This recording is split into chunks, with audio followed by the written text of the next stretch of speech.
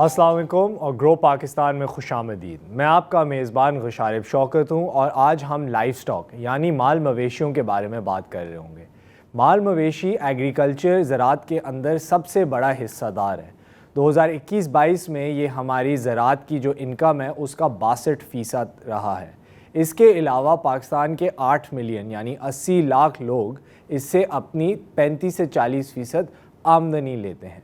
अब आपको इसको ऐसे समझ लिए अब आप इसको ऐसे समझ लीजिए कि पाकिस्तान की जो ज़राई इलाके हैं वहाँ पर कोई इंश्योरेंस जैसी चीज़ नहीं होती। जो लोगों के जानवर होते हैं वो ही उनकी इंश्योरेंस होती है एक तरह से। जब उनके घर में मुश्किल आती है तो पहली चीज़ वो क्या सोचते हैं कि हम इस जानवर को बेच लें और उससे कुछ पैसा हासिल कर लें। उसके अलावा अगर वो दूध या अंडे अपने जानवर के आगे बेचते हैं तो उससे भी उनको आमदनी का हिस्सा होता है। जब जानवर कमज़ोर हो जाता है या एक बड़ी उम्र पे पहुंच जाता है तो उसको कुर्बान करके उसका गोश्त से भी वो मुतासर होते हैं और खाले फ़रोख्त करके और आमदनी का ज़रिया एक बनता है।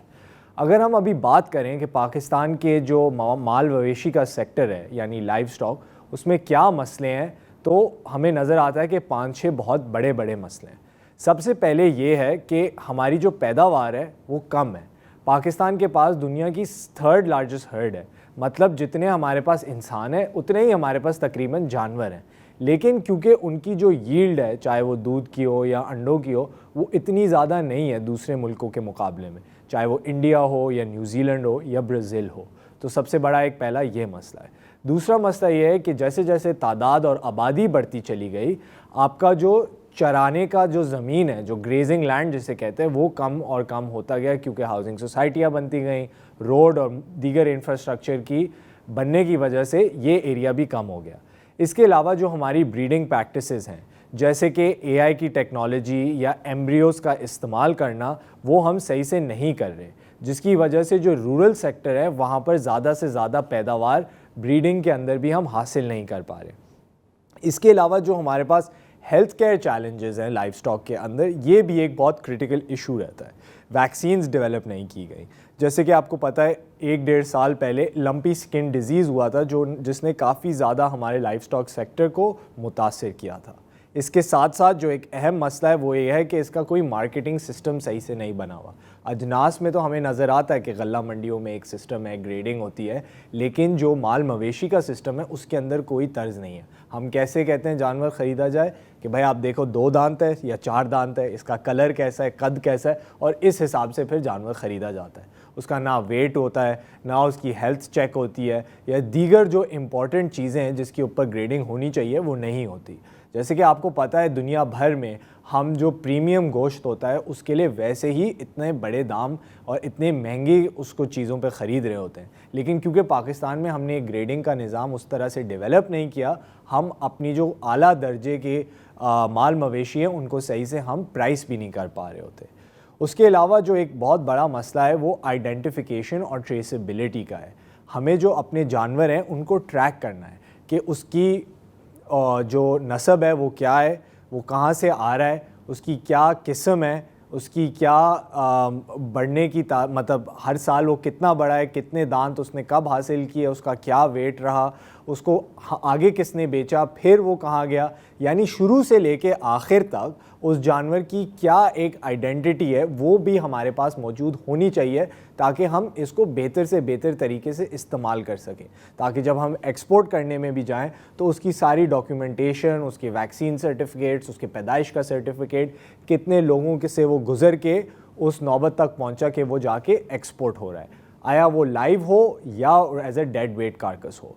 तो ये बहुत सारे मामले हैं जो लाइव स्टॉक के अंदर बेहतर हो सकते हैं कि पाकिस्तान के ज़राअत के one of the largest sector जो माल मवेशी है, इसको हम मज़ीद अगर उठाना चाहें। अब अगर हम देखें कि हुकूमत की तरफ से इसमें क्या लाएं अमल है तो 2-3 चीज़ें सामने आती हैं। सबसे पहले जो माल मवेशी के किसान होते हैं उनको क्रेडिट की सहूलत इस तरह हासिल नहीं है। अमूमन वो अपने गांव देहात में जो आड़ती या कमीशन एजेंट या गांव के बड़े होते हैं उनसे वो उधार मांग के काम कर रहे होते हैं। अगर हुकूमत कोई इंसेंटिव या कोई प्राइवेट इंस्टीट्यूशन जैसे बैंक या माइक्रो फाइनेंस इंस्टीट्यूशन इनको इंसेंटिवाइज़ करे तो इसमें हम ज़्यादा तेज़ी से बढ़ावत देख सकते हैं। इसके अलावा जो हमारी पॉलिसी की चीज़ें हैं उनको भी हमें बेहतर करनी चाहिए। जो हमारे आला दर्जे की नस्ल हैं, जो जीन्स हैं, जैसे साहिवाल हो गया या सिब्बी हो गया, जो ये नामवर हमारी जो किस्में हैं जानवरों की, उनको हम तरजीह दें और उनको और तेज़ी से बढ़ाएं।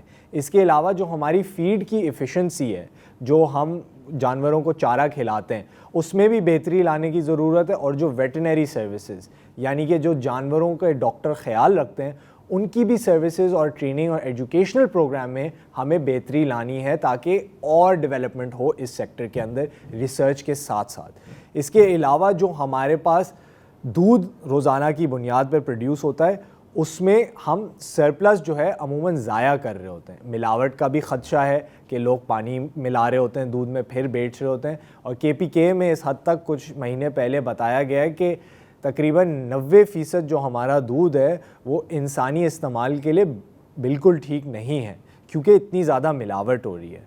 इसके साथ साथ हमारा जो इंफ्रास्ट्रक्चर है माल मवेशी के सेक्टर के लिहाज से, जो कोल्ड स्टोरेज है और ट्रांसपोर्ट की फैसिलिटीज़ है, इसमें भी काफ़ी जो है पसमानदगी है। तो जब तक हम इसको इम्प्रूव नहीं करेंगे तो हमारा सेक्टर आगे नहीं जा सकता। तो इससे ये साबित होता है कि लाइव स्टॉक का जो सेक्टर है, हाँ थोड़ा मुश्किल काम है, थोड़ा हैंड्स ऑन है, आपको घुसना पड़ता है उसके अंदर, लेकिन अगर सही तरीके से आला दर्जे की टेक्नोलॉजी इस्तेमाल करके हम अपनी पैदावार और इंफ्रास्ट्रक्चर को डेवलप करेंगे तो पाकिस्तान दुनिया का one of the largest agriculture live stock producers बन सकता है। और इसमें कोई शक नहीं है, क्योंकि जैसे मैंने आपको शुरू में ही बताया, हमारे जो ज़राई लोग होते हैं वो माल मवेशी और जानवर को एज ए इंश्योरेंस रखते हैं कि जब उनके घर में मुश्किल आएगी तो वो हम उसको इस्तेमाल करेंगे।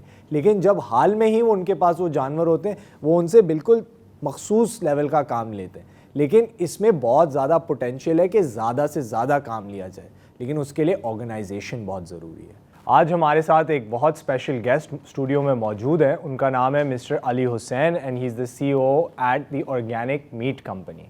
Organic Meat Company is one of the largest meat exporters within Pakistan, and Sir has been working with them for almost 2 decades. In 2015, he was assigned the affairs of the processing factory.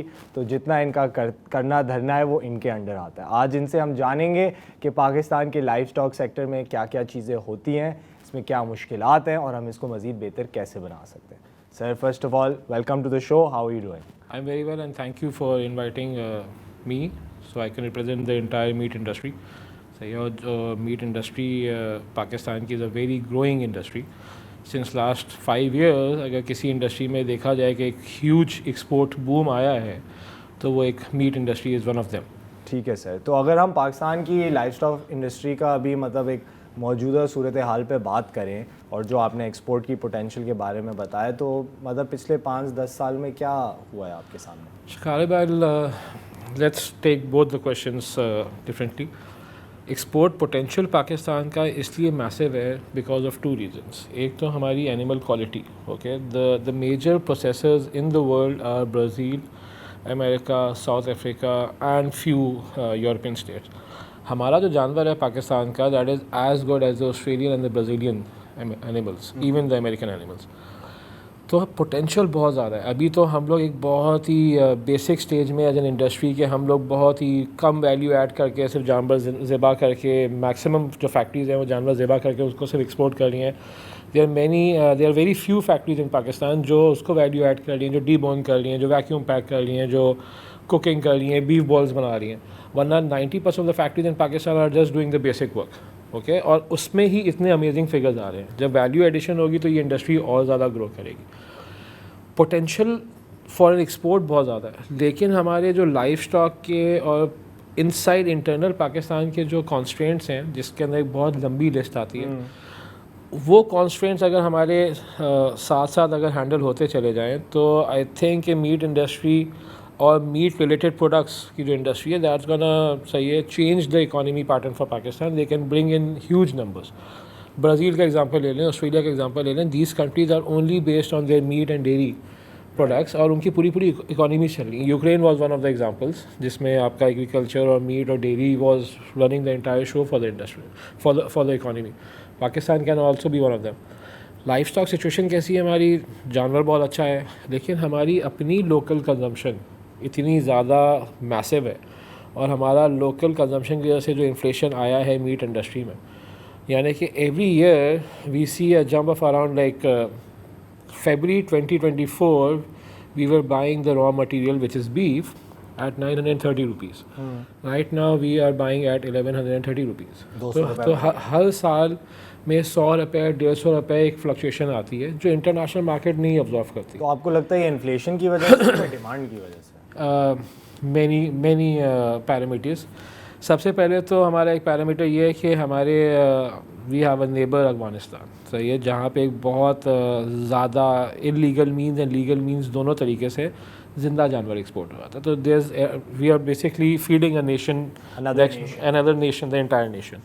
Then there is हमारा Iran से बहुत एक border लगता है जहाँ पे बहुत ज़्यादा इलीगल तरीक़ों से, सही है, जानवर चला जाता है.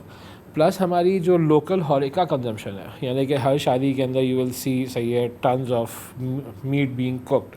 ओके, एक वो बहुत बड़ा पैरामीटर है कि लोकल कंजम्पशन में, सही है, चाहे गरीब हो चाहे अमीर हो, उसने अपनी शादी पे बीफ बिरयानी भी करनी है और मटन को करना ही करना.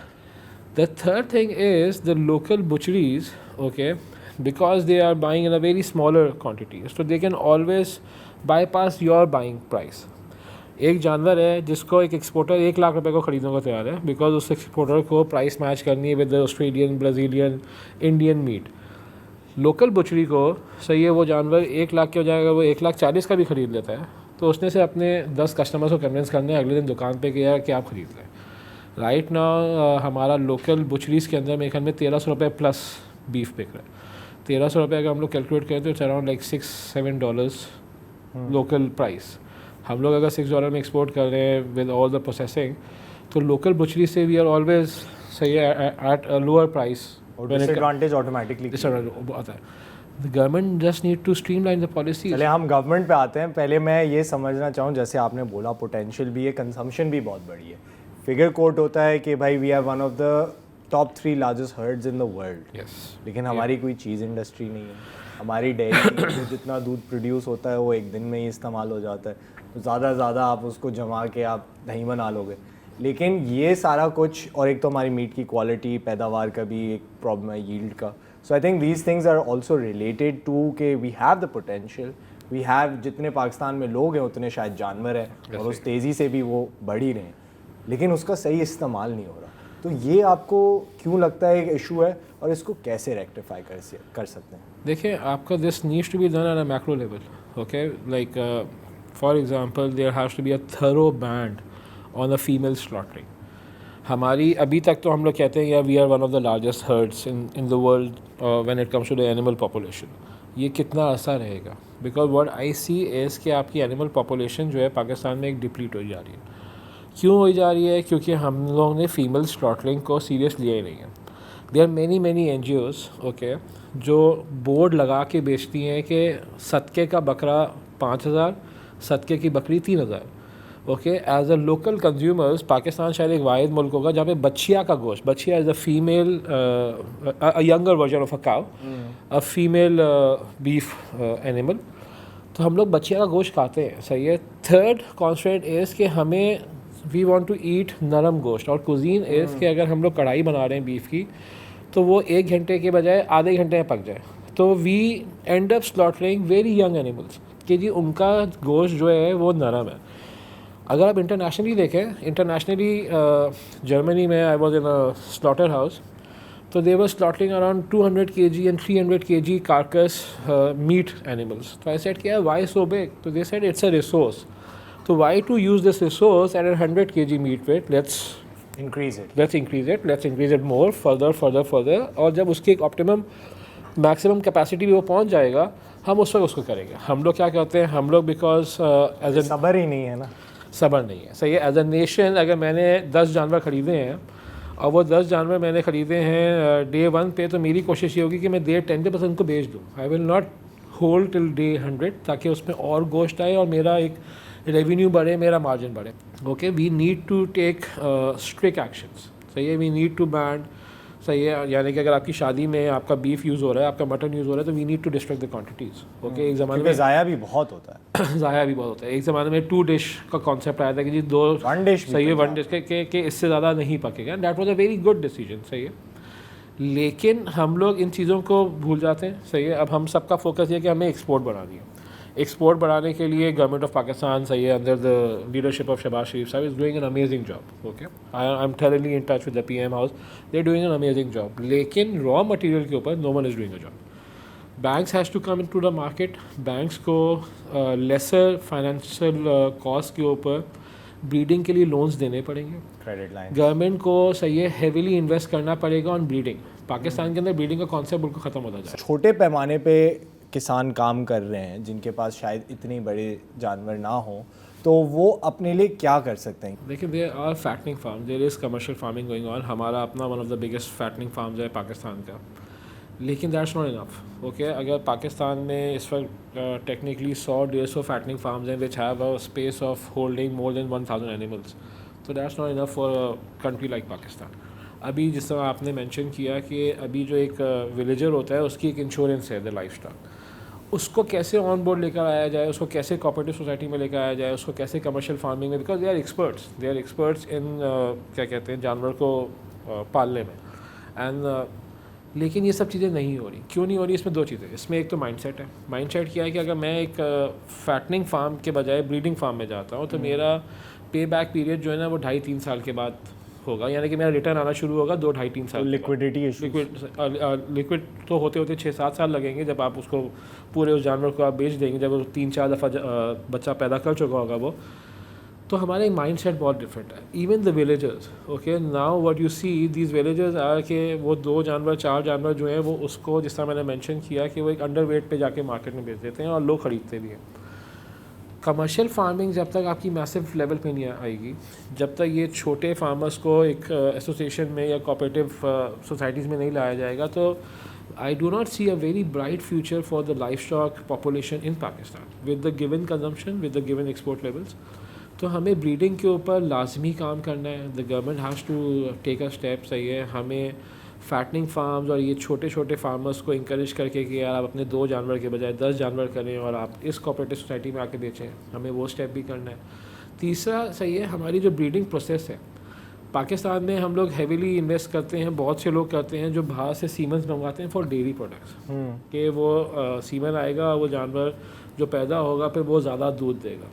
हमारे अभी तक मीट के जो सीमेंस हैं, यानी कि वो जानवर के जो ज़्यादा मीट दें, हम उस तरफ नहीं पहुँचे। हमें उस पर भी जाना ज़रूरी है। चौथी चीज़ जो आपकी mobility of animals in Pakistan, I have suppliers from Balochistan, I have suppliers from नंगा पार्कर्स, इंडिया पाकिस्तान का ही बॉर्डर है। तो द मेजर इशू है कि अब मेरे पास सही है, इफ़ आई नो कि वहाँ पे 500 जानवर खड़े हुए हैं नंगा पार्कर में, अब नंगा पार्कर से मैं उसकी लॉजिस्टिक्स अरेंज करने के लिए इट्स अ प्रॉपर हर्डल। अभी तक तो हो क्या रहा है पाकिस्तान में कि लाइफ स्टॉक जो है नॉर्मल माजदाओं में और नॉर्मल ट्रॉलों में शिप होता है। एज एन इंडस्ट्री जितना बड़ी अपॉर्चुनिटी है, unluckily we as a nation, government, stakeholders all, सही है, हम सब ने इस चीज़ को मॉडर्नाइज करने गई नहीं है। अभी तक पाकिस्तान के अंदर लाइफ स्टॉक के ट्रॉले आए नहीं, और हमें कोल्ड स्टोरेज भी इसमें चाहिए होती है, यू नो, हेल्थ की भी उनकी फैक्टर्स होती हैं, long journeys, animals can get stress, सही है। और प्लस अगर मुझे नंगा पार्कर से कोई चीज़ मंगवानी है, या मुझे फॉर एग्जांपल गिलगिट का लाइफ स्टॉक यूज़ करना है, सही है, अगर मैं सोचूं भी कि मैं गिलगिट से या यैक्स मंगवा लूँ, सही है, या NKPK से कराची चीज़ मंगवाऊँ या लाहौर मंगवाऊँ जहाँ पे मेजर फैक्ट्रीज़ हैं, इट्स नेक्स्ट टू इम्पॉसिबल, क्योंकि वहाँ पे ट्रांसपोर्टर्स ही नहीं हमें अवेलेबल होंगे जो लाइफ स्टॉक को ट्रांसपोर्ट करने के लिए रेडी होंगे। तो हमें इन सब चीज़ों में ना वन बाय वन सही है स्टेप्स लेने हैं। और अनलकीली हो ये रहा है कि जो टेक्नोक्रेट्स हैं, जो ब्यूरोक्रेट्स हैं और जो स्टेक होल्डर्स हैं, सही है, I am in this industry since last 10-15 years and I have worked a lot कि हम सब एक पेज पे आएँ और हम लोग गोल वाइज चीज़ें लेकर जाएँ, लेकिन वो हो नहीं रहा। लेकिन वी आर स्टिल होपफुल, सही है, with the current government we are very hopeful कि चीज़ें बेहतर हो रही हैं, लेकिन इसमें बहुत बड़ा स्कोप है। एंड ट्रस्ट मी शकारिब कि अगर हम इन चीज़ों को लेकर जाना शुरू करें तो जो हमारा ये डॉलर के मसले, IMF के मसले, इकॉनमी के मसले, that can easily be done. No, absolutely the potential as Pakistan agriculture exists is beyond our capability, is beyond our thinking कि कितना कुछ हो सकता है। लेकिन अगर इस पे सीरियसली हम कुछ वर्किंग करें। जैसे कि आपको पता है उम्मीद पे दुनिया कायम है, तो हम भी उम्मीदवार है कि इंशाल्लाह इस पे कुछ ना कुछ होगा। सर मेरा अगला सवाल ये है कि इसमें बहुत सारी ना बाई प्रोडक्ट्स होती हैं, तो आप लोग भी इस पे वर्किंग कर रहे हैं, तो ये मुझे बताएं जैसे उजड़ियाँ हो गई या खालें हो गई, इसको हम बेहतर तरीके से कैसे इस्तेमाल कर सकते हैं। इसके अलावा क्या जो है ना बाई प्रोडक्ट्स होती हैं और इसको हम एक्सपोर्ट्स के अंदर कैसे शामिल कर सकते हैं। नेदरलैंड्स भी करता है, ऑस्ट्रेलिया भी करता है, तो आई डोंट थिंक पाकिस्तान की पॉपुलेशन को इसके बारे में इतना कोई आइडिया है। जैसे कि बकरा ईद में हम देखते हैं कि वो जो ये उजड़ियाँ वगैरह होती हैं रोड के साइड पे लोग फेंक देते हैं और फिर कोई आता है उनको कलेक्ट करके जो है ना ले जाता है, कचरे में पड़ी होती है। तो इसमें ज़रा अगर आप बताइएगा। देखिए as I mention earlier 90% industry जो है ना वो भी बहुत ही बेसिक काम कर रही है। जानवर ज़िबा करो, गोश्त एक्सपोर्ट कर दो, खाल वाले को खाल दे दो, उजड़ी वाले को उजड़ी दे दो, and the chapter closes. There two types of byproducts, एक ह्यूमन कंजम्पशन के लिए यूज़ होते हैं और एक एनिमल कंजम्पशन के लिए यूज़ होते हैं, पेट फूड के लिए। आपकी जो ह्यूमन कंजम्पशन वाले हैं, सही है, we are one of the largest exporters, जिसमें हम लोग ओजरी एक्सपोर्ट करते हैं, ओमेसम इस कॉल बटवा वो एक्सपोर्ट होती है, इंटेस्टाइन एक्सपोर्ट होती है, सही है, दिल, गुर्दा, कलेजी, सीरी, पाए, ज़बान, ये सब कुछ एक्सपोर्ट होता है। और जो स्किन है that goes to the leather industry.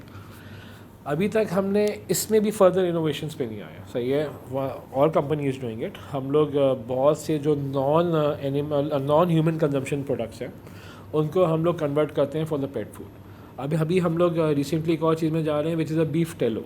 Beef tallow जो है वो फैट से बनेगा। हम लोग बीफ जेल में जा रहे हैं। बीफ जेल जो है वो बेसिकली आपका कॉड ब्लेडर का जो वाटर है उसको पका के बिकम्स अ बीफ जेल। तो जो आपकी बाई प्रोडक्ट्स है they are as lucrative and at times more lucrative than the meat industry. सही है, हम लोग तो इस चीज़ को एक्सपोर्ट कर रहे हैं सिंस 2012, ओके, लेकिन the entire industry can also focus on and this. yeah, also once the whole thing sort of develops in benefits, only then can it sort of happen. And I think इसका potential ये है कि जो हमारे माल मवेशी के किसान हैं या जो इस काम को सीरियसली 100% इसमें इन्वॉल्व है, उनको ये समझने की ज़रूरत है कि हमें उसको जानवर को पूरी तरीके से इस्तेमाल करना है। तो सर जैसे कि आपको पता है पिछले 1.5 साल पहले सोयाबीन का बड़ा एक क्राइसिस हुआ था जिसमें पोर्ट में माल फंस गया था। उसकी वजह से मेज़ की जो प्राइसेस हैं वो स्काई रॉकेट कर गई थी, क्योंकि पोल्ट्री इंडस्ट्री हमारी खासी बड़ी है, पंजाब में हेविली फोकस्ड है। तो पंजाब में जो पोल्ट्री में इन्वॉल्व होती हैं चीज़ें, वो एक सोयाबीन मील होती है और एक मेज़ होता है, जैसे यू नो। तो जो सोयाबीन फंस गई तो मेज़ की दाम बहुत ज़्यादा हाई हो गए और बहुत सारे फार्मर्स मेज़ की तरफ भी आ गए। तो इसमें फीड का भी किरदार है, not just for poultry but for the beef and mutton as well. So this is a big thing because obviously as you know these things are all related, right. So if you were to talk about हमारी feed efficiency क्या है, हमारा feed बनता कैसे है, और इसमें जो है अगर गल्ला मंडियों का किरदार है या फिर कंपनियों को ख़ुद अपनी फीड बनानी चाहिए, और ये जानवरों पे क्या असर देती है, इस पे अगर आप ज़रा हमें बता सकते हैं। आपकी जो अभी एक लोकल इन्फ्लेशन आई है एनिमल मीट में, बेसिकली चाहे रेड मीट हो या चाहे वाइट मीट हो, उसकी बहुत मेजर कॉन्स्ट्रेंट या बहुत मेजर वजह जो है ना वो उसकी फीड का। पिछले 6 साल में पाकिस्तान से एनिमल फीड, रोड ग्रास, सही है, आपका मेज़, वीट, ये एक्सपोर्ट होना शुरू हुआ है, ओके, आपका होल कॉर्न एक्सपोर्ट होना शुरू हुआ है दुनिया में for to be use as an animal feed. That is a good sign, बिल्कुल एक्सपोर्ट होना चाहिए। लेकिन हमारे कोई भी इदारा या कोई भी ये चीज़ नहीं देख रहा कि हमारी ओवरऑल एग्रीकल्चर प्रोडक्शन जो है वो थोड़ी कम होती जा रही है, सही है। अब सही है, पहली चीज़ तो आपकी बहुत ज़्यादा एग्रीकल्चरल फील्ड जो है वो कन्वर्ट हो रही हैं हाउसिंग कम्युनिटीज़ में। आपका मुल्तान और रहीम या खान से पहले बीच में बहुत सारा ऐसा एरिया है जो कन्वर्ट हो गया है हाउसिंग कम्युनिटीज़ के अंदर, और वहाँ पे अब फसल नहीं उगाई जाती। फिर दूसरी चीज़, जहाँ पे फसल उग रही है वो लोग जाते हैं उस फसल पे जो इंसान ने खानी है, वो फसल जिस तरह रोड ग्रास है, जंतर है, बरसीन है, जो जानवरों ने खानी है, सही है, उस पर लोगों की कंसंट्रेशन कम है। रीज़न बीइंग क्योंकि उनका output as per the profit margin वो कम है, और गवर्नमेंट की तरफ से या इदारों की तरफ से कोई भी ऐसी सब्सिडी नहीं है कि यार आप जानवरों की फीड उगाएंगे एंड वील सपोर्ट यू। तो एक तो जानवरों की इन्फ्लेशन की वजह, मीट की इन्फ्लेशन की वजह ये है कि आपकी जानवरों की फीड महंगी होती है। और अगर हम फीड एफिशिएंसी पे बात करें, फीड एफिशिएंसी पे हम जब भी बात कर सकते हैं जब हमारे पास एक तो इरिगेशन वाटर 17 साल से सुन लें कि बहुत जगह इशू है। अभी तो हमारे पास देखें आपकी जो ज़मीनें हैं जो अनयूटिलाइज्ड हैं, जो उनको हम लोग कहते हैं कि ये तो सेम वाली ज़मीन है। हमारी टेक्नोलॉजी, हम लोग बहुत इजी टेक्नोलॉजी है कि आप उस सेम वाली ज़मीन को फर्टाइल करें, लेकिन हम लोग अभी तक नहीं कर सके। And these all things have to be done on a macro level. सही है, प्रॉपर एक इदारे बनने चाहिए, प्रॉपर कमीशंस बननी चाहिए जिनका काम ये हो कि यार ये सलाइन अफेक्टेड, फ्लड अफेक्टेड ज़मीनों को हमने एग्रीकल्चर प्रोड्यूस के लिए लेकर आना है, और फिर एग्रीकल्चर प्रोड्यूस भी वो जो जानवरों की फीड दे। लेकिन वी आर एज क्या कहते हैं stake all the stakeholders, हम लोग बहुत पीछे। सही है, हम सबको बैठ के इस चीज़ पे थरली काम करना चाहिए। पॉपुलेशन, आपकी animal population is going lesser and lesser, animal feed का एक इशू है। तो अगर इसी तरह चलता रहेगा तो आई डोंट सी कि हम लोग और हमारी लोकल कंजम्पशन बढ़ती जा रही। ओके, तो आई डो नॉट सी कि हम लोग को ज़्यादा वाइबल रहेंगे। अभी एज अ कंपनी या एज एन इंडस्ट्री अभी हम लोग बहुत चीज़ें, नई इनोवेशन, सही है, बाय प्रोडक्ट्स, इसमें इन्वेस्ट कर दो, सही है, बीफ टैलो में चले जाओ, लिवर एक्सपोर्ट कर दो, तो we are making numbers done. लेकिन बेसिक फंडामेंटल्स ज़रूरी होना, बेसिक फंडामेंटल्स जो है हमारे, वो बहुत जगह मिसिंग है। सर लास्ट थोड़े से 1-2 क्वेश्चंस हैं, रैपिड फायर में हम करते हैं। अगर हम क्लाइमेट चेंज की बात करें, मुख्तलिफ रीजन्स में हम असरात देख रहे हैं बहुत तेज़ी से, तो इस पे लाइफ स्टॉक क्या इफेक्ट आता है, क्या स्ट्रेस आता है, और उसको हम कैसे डील कर सकते हैं? सर आपका climate change, floods is an example. Okay, ये जो फ्लड्स है और सही है, और पॉपुलेशन पे बहुत हुआ, और जिस तरह क्लाइमेट चेंज होता जा रहा है, जिस तरह पाकिस्तान में गर्मी का लेवल बढ़ता जा रहा है, this is affecting the agriculture products also, and this is affecting the animal life stock also. Reason being कि एक जानवर को जब आपने 30 डिग्री पे एम्बिएंट टेम्परेचर पे खड़ा किया हुआ है, तो उसके प्रोटोकॉल्स अलग हैं और 20 के अलग हैं। और अभी जब ये एक ट्रांजिशन आएगा और क्लाइमेट चेंज और होगी, तो लाइफ स्टॉक इंडस्ट्री और ज़्यादा इफेक्ट होगी। और इसके लिए आपकी सबसे बेहतर चीज़ ये है कि you need to groom your commercial farmers, you need to groom your villages जो कर रहे हैं। अभी तक हमारे लोगों को ये भी नहीं पता कि एक जानवर को वैक्सीनेशन कौन सी लगनी है। जब तक गवर्नमेंट जाके लोगों की प्रॉपर ट्रेनिंग नहीं करेगी, सेमिनार्स नहीं होंगे, कॉन्फ्रेंसेस नहीं होंगे, आप जैसे सही है मीडिया वाले आके इस तरह के प्रोग्राम्स नहीं करेंगे, लोगों को नहीं पता लगेगा कि यार जानवरों को वैक्सीनेट किस तरह करना है। इससे मुझे एक बात याद आती है कि पाकिस्तान का एक एरिया है नॉर्थ वेस्ट में, उसको हम अक्सर कहते हैं लोग कि गोश्तखोर लोग हैं, और कुछ उसके उनके बराबर में जो लोग कहते हैं दालखोर है। लेकिन मकसद कहने का ये हमारा कंसेप्शन बना हुआ है ना कि हम इतना मीट कंज्यूम करते हैं। जैसे आपने बोला शादी ब्याह पे या कि खुशी के मौके पे गोश्त लाजमी बनना है, और ये एक कॉन्सेप्ट क्रिएट हो गया है। तो इस कॉन्सेप्ट को मद्देनज़र रखते हुए जैसे जैसे हमारे मुल्क की आबादी बढ़ेगी, तो हमें ऑब्वियसली इस पे वर्किंग भी करनी है, ब्रीडिंग पे और ये सारी चीज़ों पे। तो इसको हम माइंड में रखते हुए हमें पता है कि देखें जी, गोश्त के बगैर हमारा काम तो है नहीं, हो नहीं सकता, चल नहीं सकता, क्योंकि हम इतने आदी हुए हैं। लेकिन हमें इसको बढ़ाना भी है और मसले भी हैं।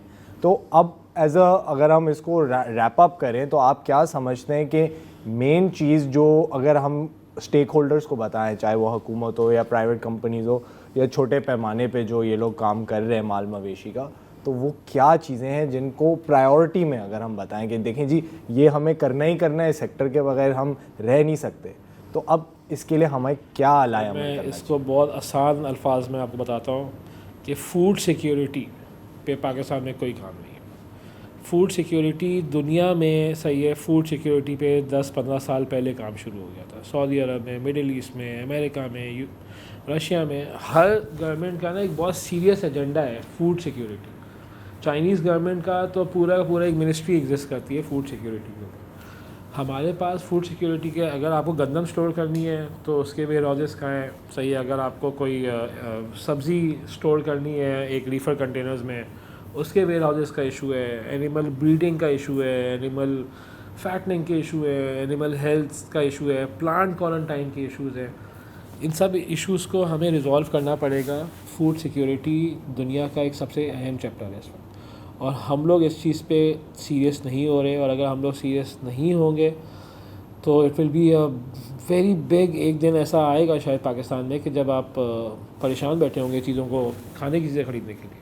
क्योंकि कभी हम लोग टमाटर ज़्यादा ग्रो करते हैं और उसको एक्सपोर्ट नहीं करते, और कभी हम लोग कम ग्रो करके उसको एक्सपोर्ट कर देते हैं। सही है, ये सब चीज़ें हम लोग, ये हमने वीट का भी जो क्राइसिस अभी देखा, ये वही है ना, मिसमैनेजमेंट, टाइमली डिसीजन मेकिंग नहीं है, कन्फ्यूजन है।